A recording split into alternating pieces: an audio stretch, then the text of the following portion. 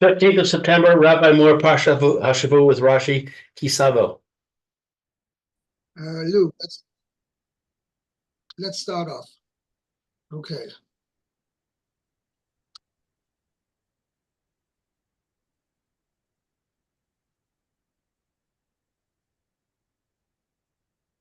Lou, you like to start, please?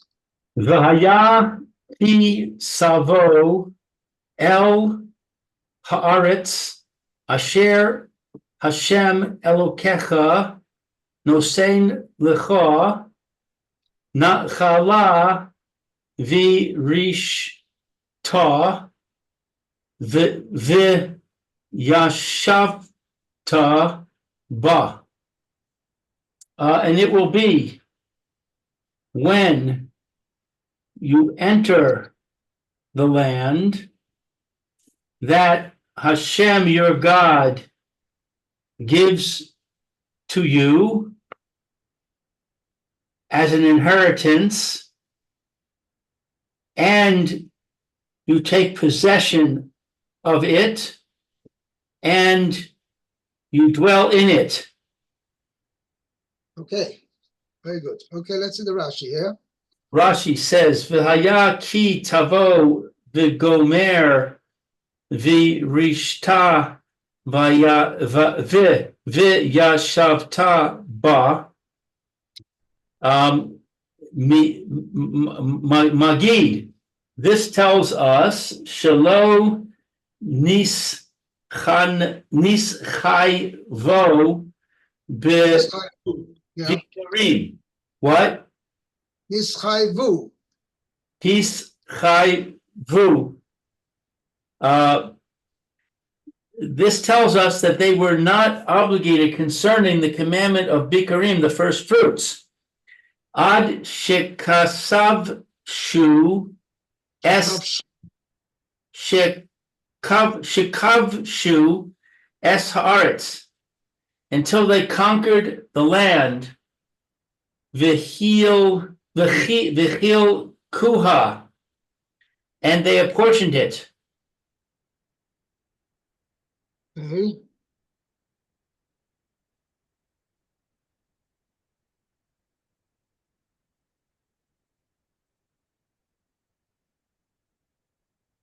Okay.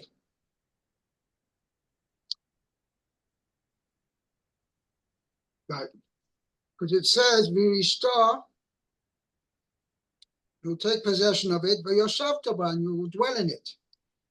Then afterwards, v'lakachta mereishis kol pri adam. Right.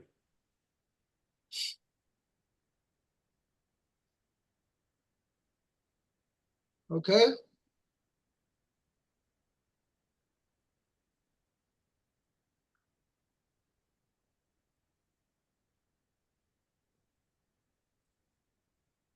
Okay, let's see the next pasuk base, Meir. Okay.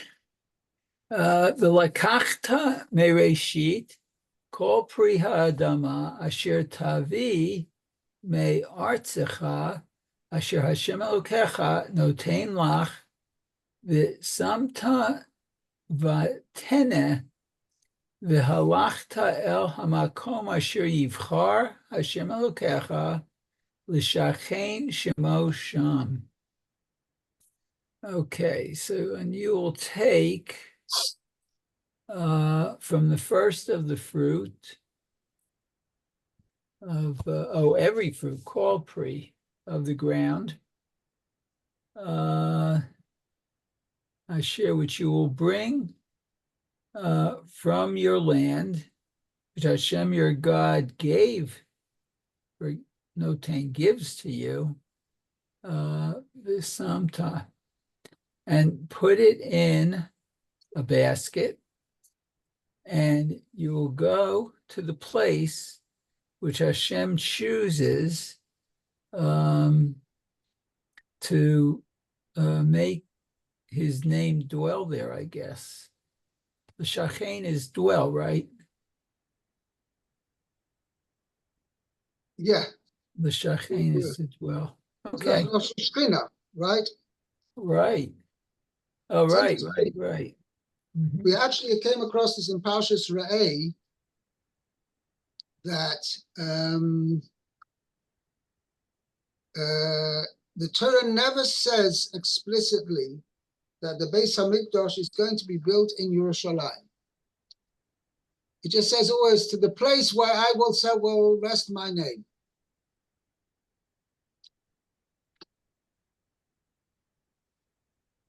Okay, Uh-huh. Right.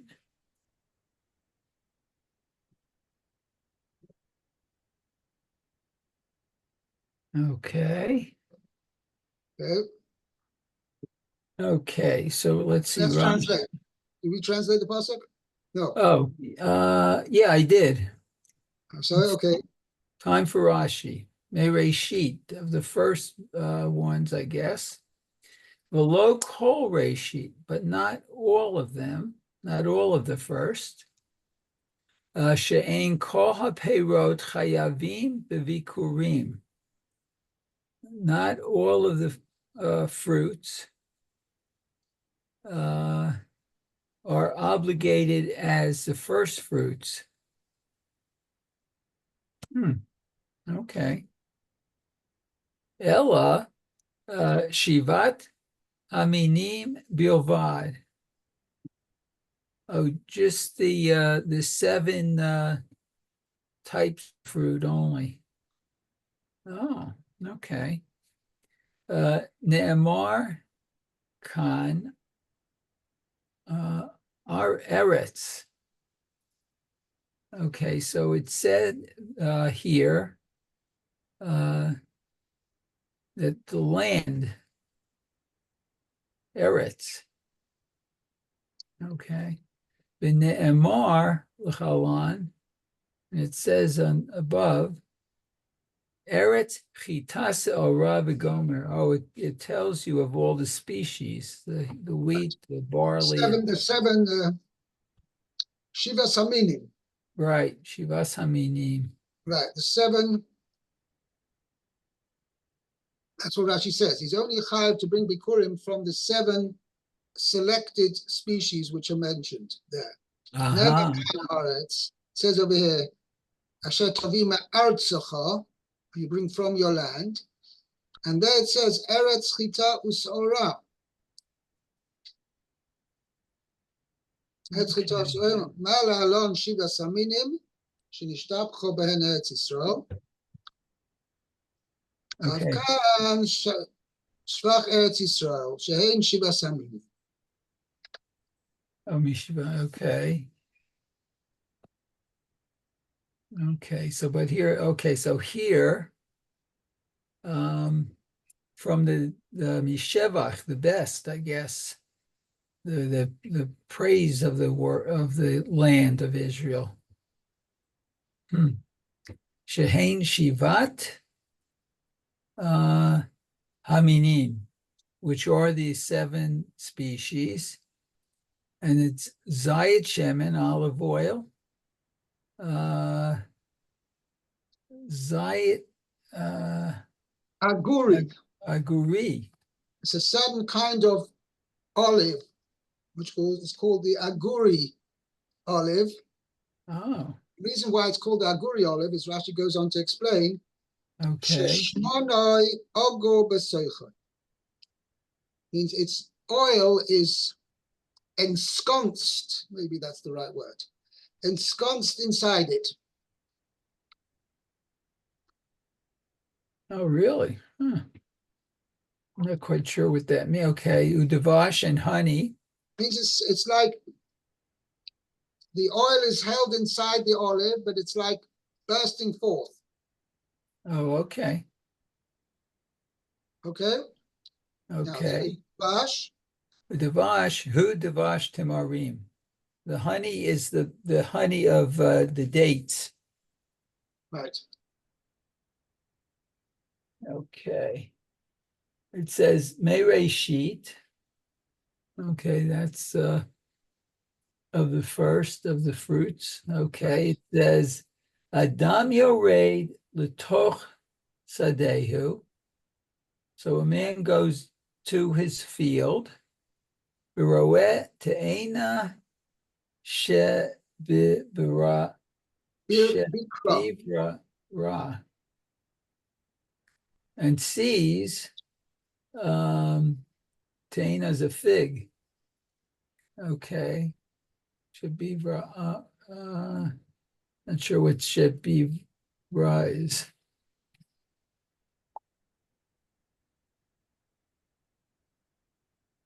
So I guess he checks out the figs first. And then Korech Aleha Gummy. He wraps a piece of grass around him. Grass, I would say reed. Oh, reed, okay. L'siman, for a sign. Yomer Hare Zo Bichurim. And he says that this is the Bikurim. So it says that for the fig. Does it say it for any of the other fruits? Or the other produce? No, it's interesting, actually.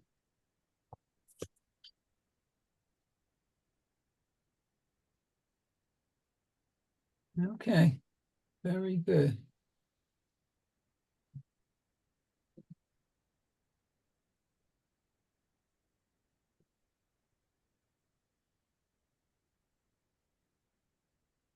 Okay. See 1 second. Yeah. So you see that why Rashi mentions this, I'm not quite sure. But how is he in the West? How is he going to determine? Rashi's just pointing out, how is he going to determine what are the first fruits? So that requires him to go into his field and check out which are the first fruits to ripen. And then he makes a siman on it, and he says, this is Bikurim. And afterwards, it's not fully ripe yet, necessarily. It's in the early stages of ripening. Okay? Okay, let's go on to Pasuk Gimel. Uva saw El HaKohen Asher Yiyeh Bayamim Hahem V'amarta Elav Hi Gadati Hayom Lashem Elokecha Ki Vasi El Haaretz Asher Nishba Hashem La'avosenu Lanu. Okay, and you shall come to the Kohen that will be in those days, and you will say to him, I declare today to Hashem your God that I have come to the land that Hashem swore to our forefathers to give to us. Rashi says, Asher yiyeh bayamim hahem.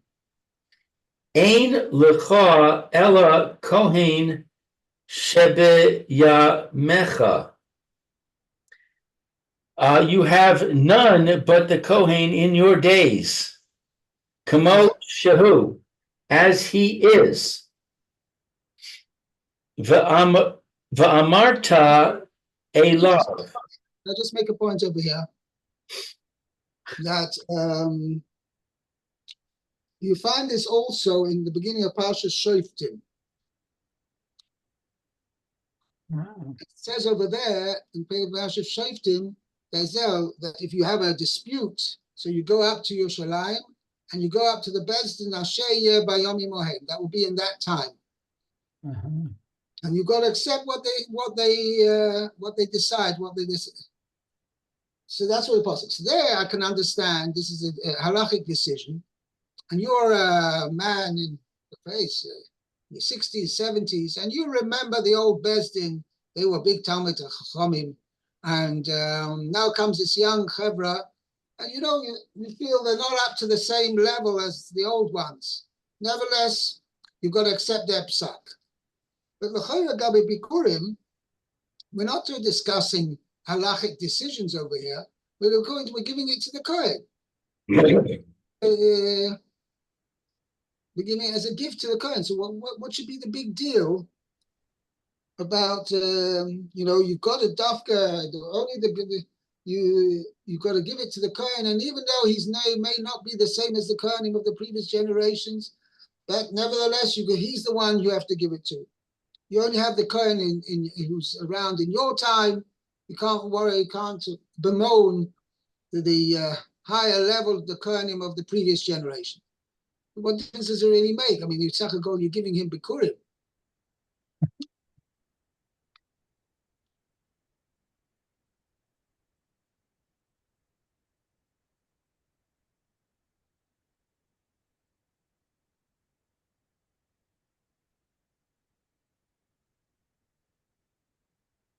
Yeah, unless you say, we're talking about, let's say an example,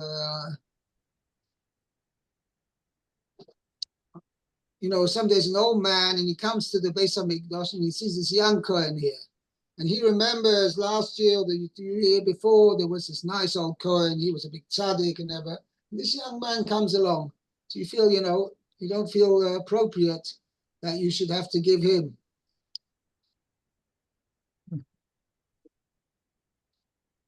That's what it seems to be saying. Okay, I don't know.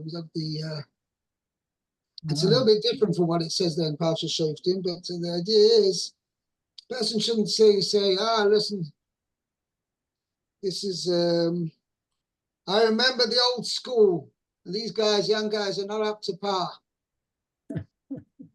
Right? Nevertheless, you've got to give the Kohen who's around in your time, can't bemoan what was in the past. Okay, let's continue.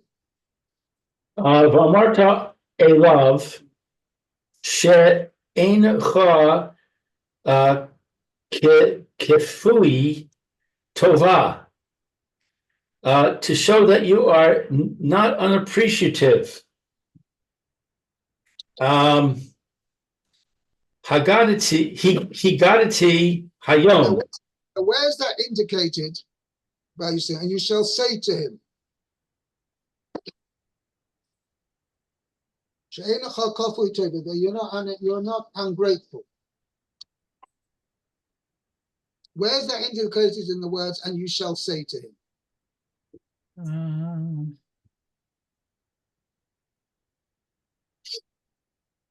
So L'chai understood it means, you know a classic thing, you see your child, or your grandchild, say thank you, like somebody gives them a grandparent gives him a gift or something like that. Say thank you. The Israeli Sabra shrug, yeah.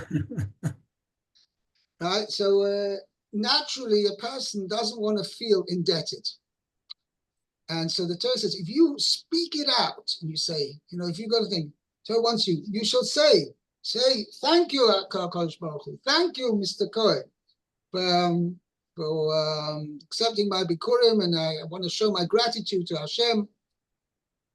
Speaking it out indicates a person's ability to express gratitude. In other words, to feel gratitude is one thing, but one has to be able to express the gratitude. That's the point over here. Okay, let's continue. Higadati hayoim.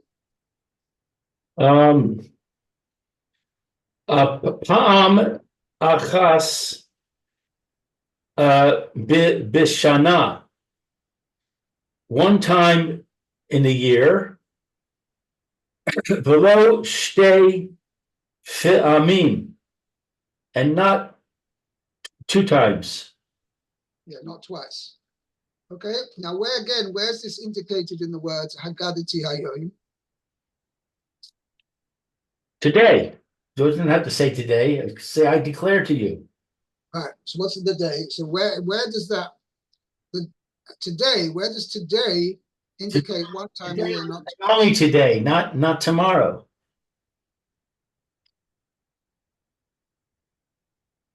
so it's interesting when you often find in the Lashon of the Torah, wherever it says Hayoim, it means the special day. Oh, And this special day, if it happens more than once a year, it's not the special day anymore. oh, If it happens once a year, then that's a special day. So that's what that's indicator. Higati Hayom, I have declared today. Today is the special day when I'm bringing Bikurim this year. Okay. Let's go on to Pasuk Dalet. okay. It says, let's see, V'lakach hakohen atene miyadcha miyadecha v'hinicho lifnei mizbach Hashem Elokecha. Okay, so the Kohen takes the basket from your hand and rests it before Places the it. He places it. places it. Okay. Places it before the altar of Hashem your God. Right. Okay, so Rashi. V'lakach hakohen hatena miyadecha. The Kohen takes the basket from your hand.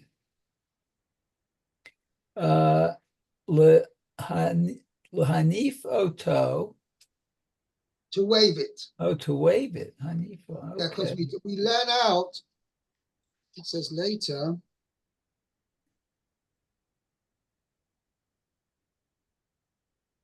No, the Gemara learns out that wherever it says placing, taking refers not just to taking it, but also to waving it. Ah. Okay, so the Kohen shall take the basket from your hand, and place it in front of the altar of Hashem your God. We'll see the Gemara actually proves that subsequent to that, the owner takes it, picks it up, and takes it again. Oh. Because the Pasuk Yud tells us, you shall place it in front of the Hashem your God, and you shall bow down before Hashem your God. The Gemara actually says that the Kohen and the owner hold it together. When they wave it, they hold it together, and then the owner will take it, they'll place it next to the altar, and then the owner takes the basket back, and whilst he's making this declaration, as we're going to see in the next Pasuk Hey, when he makes this declaration, he is actually holding the basket. And that's indicated by Pasuk Yud, because it says, and now I have brought the first fruit of the fruit of the land, which Hashem has given to me, and then you shall place it in front of Hashem your God. I mean, you shall place it. You already gave it to the Kohen already.